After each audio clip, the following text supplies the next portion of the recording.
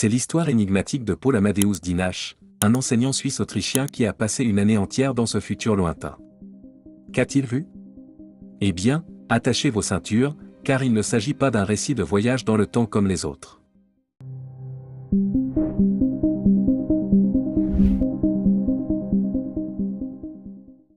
Bienvenue sur Voyage Quantique.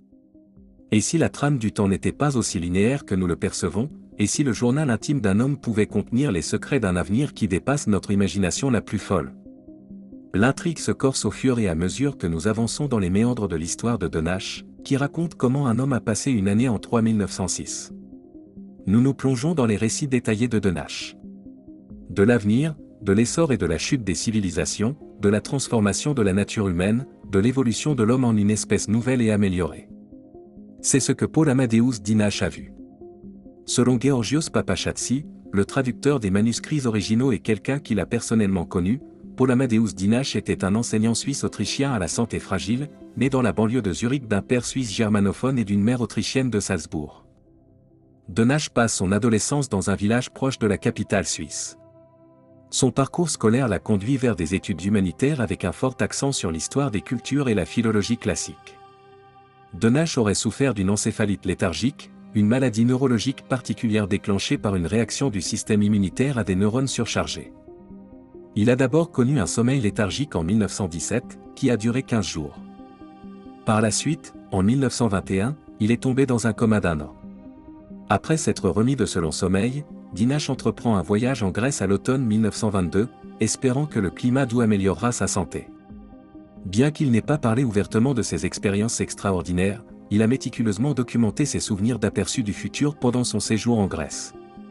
Le voyage de Dinaš vers l'avenir s'est déroulé pendant une période de difficultés financières. Pour joindre les deux bouts, il enseigne le français et l'allemand. Doté d'une mémoire et d'une discrétion remarquables, il hésite à partager ouvertement ses expériences extraordinaires, peut-être par crainte du jugement de la société. L'un de ses étudiants, Georgios Papachátsi, joue un rôle crucial dans son histoire. Papachátsi, qui admirait l'attitude prudente et modeste de Déonarque, devint plus tard le dépositaire des profondes révélations de Déonarque. Il s'est plongé dans la traduction d'un journal qui devait dévoiler les mystères d'une année passée dans la lointaine année 3906. On pense que Dinaš a succombé à la tuberculose, soit à Athènes, en Grèce, soit lors de son retour dans son pays en passant par l'Italie. C'est vraisemblablement au cours du premier trimestre 1924 qu'il s'est confié à Papachátsi, lui livrant une part importante de sa vie et de son âme. Dans son journal, Dinaš lui a laissé des notes sans en informer explicitement Papachátsi, lui demandant d'améliorer son allemand en traduisant les documents de l'allemand vers le grec. Dans un premier temps, Papachátsi a supposé que Dinaš avait écrit un roman, mais en se plongeant dans la traduction, il s'est rendu compte que les notes étaient en fait le journal de Dinaš dans le futur. Papachátsi a traduit les pages, découvrant de longs passages sur une guerre nucléaire prévue, la colonisation de Mars et la mise en place d'un gouvernement mondial. Les sections détaillant les véhicules volants, la technologie holographique et les rencontres avec des extraterrestres ont intrigué Papachátsi et l'ont d'abord amené à croire qu'il s'agissait d'un roman de science-fiction. Dinaš y raconte un voyage extraordinaire, décrivant comment il est tombé dans le coma en 1921 et s'est réveillé 2000 ans dans le futur, plus précisément en 3906. Il a passé une année entière dans ce futur lointain, documentant méticuleusement tout ce qu'il observait. L'histoire de Dinaš se déroule en mai 1921. Alors qu'il donne un cours de langue à l'université, il est soudain pris de vertige. Compte tenu de son passé de malade, il se retrouve à l'hôpital, succombant à une forte fièvre. Au cours des heures qui suivent, il perçoit des personnes inconnues qui l'entourent, mais sa faiblesse l'empêche de communiquer. Lorsqu'il reprend enfin conscience, il se retrouve dans un hôpital. La pièce est radicalement différente de ce qu'il connaît. Plusieurs personnes sont vêtues d'habits inconnus et conversent dans une langue qui lui est étrangère.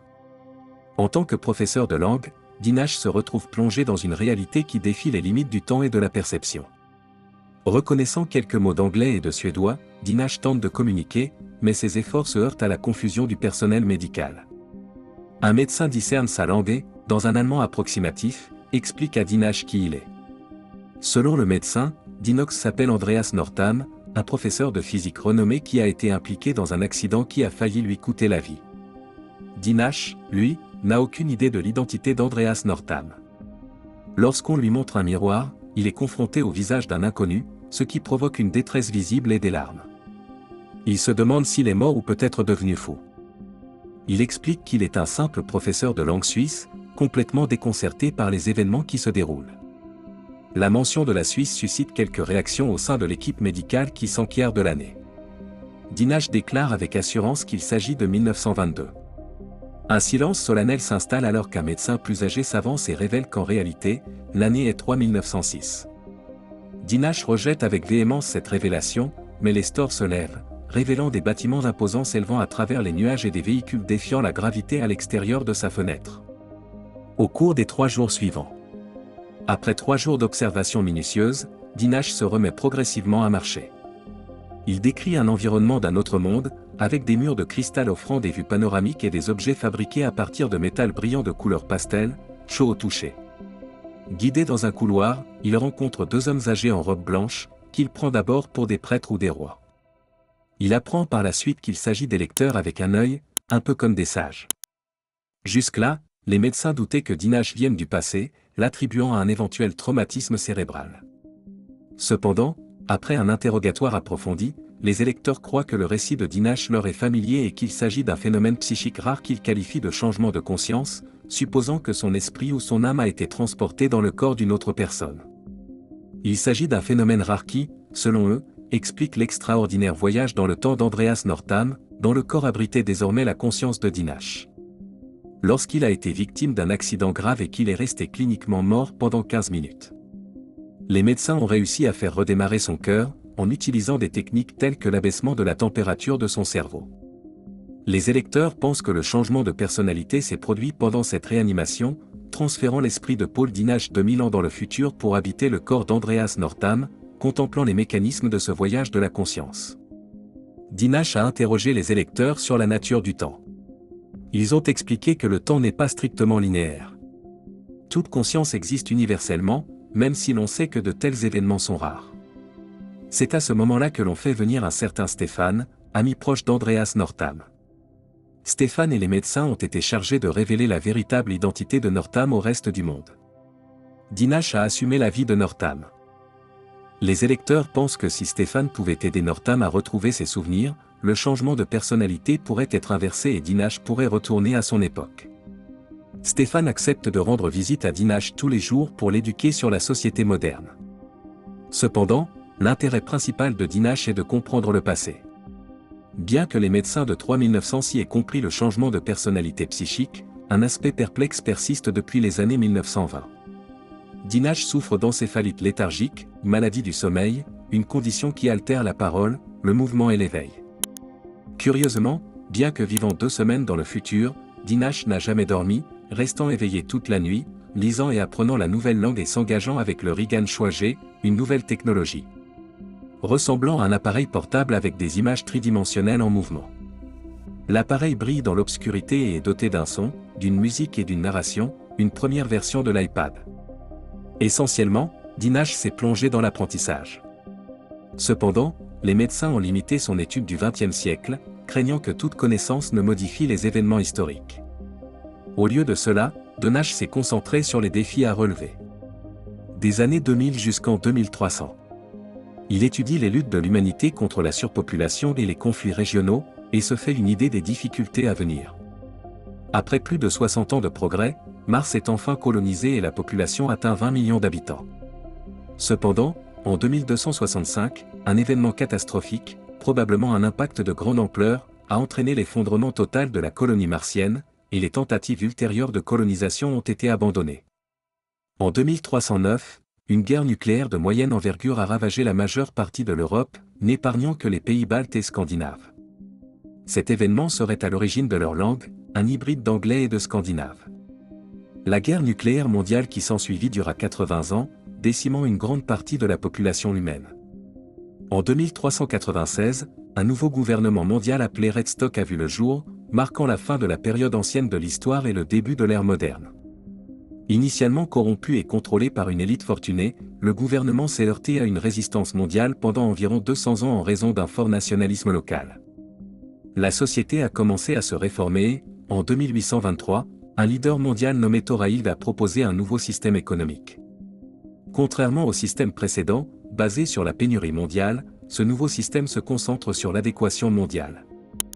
Ce nouveau système se concentre sur l'adéquation globale. Les gens travaillaient pour le bien commun pendant 40 ans dans leur domaine de prédilection. Le progrès technologique et l'automatisation ont progressé à un point tel qu'à l'arrivée de Paul Dinash en 3906, les individus ne travaillaient plus que 2 ans de leur vie. Les besoins matériels, notamment le logement, la nourriture, l'habillement, l'éducation et les loisirs, étaient satisfaits, et l'argent conventionnel était remplacé par un système valorisant l'art et la science. La poursuite d'une carrière est devenue facultative, permettant une vie de loisir tant que les 2 années de service ont été accomplies. Cette situation rappelle le socialisme et le communisme, qui échouent souvent, ce qui ajoute une touche fascinante au récit. Pourquoi ces systèmes échouent-ils ? Le problème fondamental réside dans la présence d'individus égoïstes. Quelle que soit la générosité de la plupart des gens, il y en a toujours qui veulent plus. La nature humaine fait obstacle. Cependant, en l'an 3906, l'humanité a subi une profonde transformation. Mais ce changement n'a rien à voir avec l'idée que nous nous faisons traditionnellement de nous-mêmes. Nous avons évolué vers quelque chose d'autre. Paul Dinash décrit un phénomène qui a commencé vers l'an 3000 et qui est connu sous le nom de « travaux d'aiguille » ou « travaux d'aiguille dans le futur ». La structure du cerveau humain évolue, conduisant au développement d'un nouvel organe sensoriel. Cet organe sensoriel donne aux gens la capacité de percevoir un nouveau plan d'existence et d'accéder à de vastes connaissances spirituelles, une capacité appelée surpêche ou supervision. Cette nouvelle capacité cognitive promet une illumination instantanée, ce qui est plutôt séduisant. Cependant, ce nouveau sens n'apporte pas nécessairement un bonheur incroyable et une paix spirituelle. On parle plutôt d'une joie profonde, d'une acceptation de la mort et d'un mépris pour les choses du monde, qui affluent d'un seul coup. Au début, les gens ont eu peur, et ceux qui ont fait l'expérience des travaux d'aiguille sont morts, submergés par l'intensité. Pourtant, le 6 septembre 3382, Alexis Fossi, un homme de 76 ans, a survécu aux travaux d'aiguille, ce qui a marqué un tournant.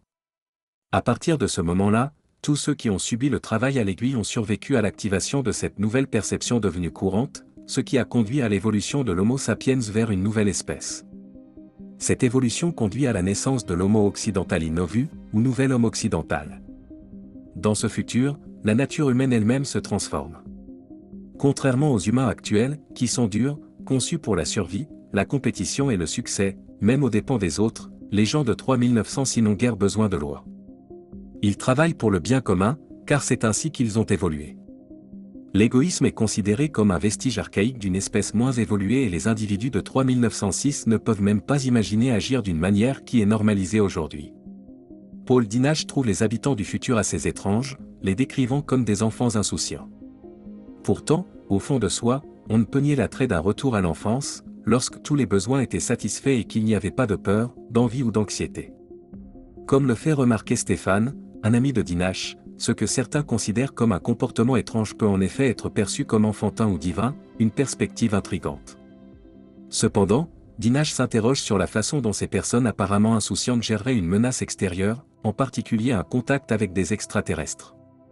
Stéphane le rassure en lui révélant que de telles rencontres se sont produites à de multiples reprises sans conséquences néfastes. Les humains du futur sont conscients de l'existence d'êtres intelligents dans le système solaire et la galaxie, mais ils préfèrent l'observation à distance à la communication directe. Stéphane reconnaît que ces êtres extraterrestres sont intervenus à quelques reprises, notamment à des moments critiques de l'histoire de l'humanité. En se remémorant son passé, Dinash se souvient d'un moment poignant de sa jeunesse, lorsqu'il est tombé amoureux d'Anna, une fille de son village. Malgré leurs sentiments réciproques, les circonstances en ont décidé autrement et ils ont vécu un dernier moment ensemble sur une colline ornée de boutons d'or blanc. Anna a promis de revenir et de faire une couronne de fleurs du vent pour Paul, mais malheureusement, il ne l'a jamais revue, ce qui l'a tourmenté tout au long de sa vie. Après avoir passé un an avec les habitants de 3906, Dinash entre en contact avec une femme nommée Sylvia lors d'une excursion à bord d'un véhicule volant appelé Avigiosa, capable de voyager presque instantanément. Dinash décide de revisiter son ancien village. Ignorant leur destination, Sylvia et Dinash passent la journée à converser et à explorer, se retrouvant finalement sur la même colline où Paul et Anna ont partagé leurs derniers instants. Les fleurs du vent fleurissent à nouveau et, tandis qu'ils discutent, Sylvia confectionne une couronne de fleurs du vent, se rappelant les paroles d'Anna. Elle regarde Paul Dinash et lui dit « C'est assez pour aujourd'hui. Revenons en arrière. Elle lui tend la couronne et lui demande de la placer sur sa tête, un moment qui fait l'effet d'un éclair pour Dinash, cet événement étant le signe pour lequel il a prié toute sa vie.